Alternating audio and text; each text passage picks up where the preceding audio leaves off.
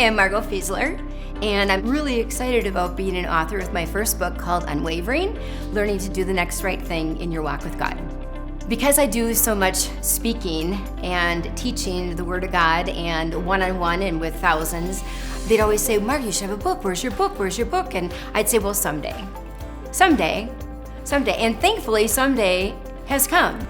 It's funny how God works. He kept saying, Margo, you have a story. Everybody has a story.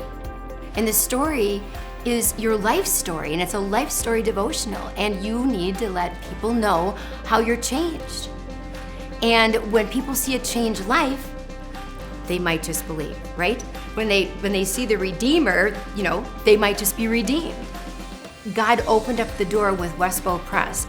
WestBow takes you through every single step all along the way. Different people, personalities, every step of the way to the point where it's finally published. And if you have any fears at all, they will numb you with that. It's not a problem at all. They'll just take you through every step of the way. So it's really quite enjoyable. When you finish your book, it arrives at your doorstep, except I didn't realize it had arrived for probably 3-4 days because my husband had picked it up at the front door and never said a word. And then he turns to me and he says, Margo, your book is here. Unwavering's here. I'm like, what? What do you mean it's here? It's right here.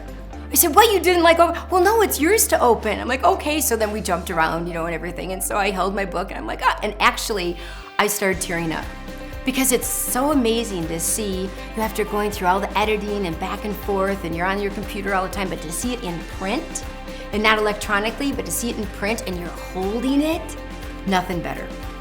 Women come up to me all the time and say, Margo, your book changed my life. Margo, this chapter changed my life. Margo, you know what? I now obey God. I now realize that everything is from Him and to Him and through Him. I know, and so their lives are being changed. Only God could do that. So if He could use a cracked, broken vessel like me to write Unwavering, so be it.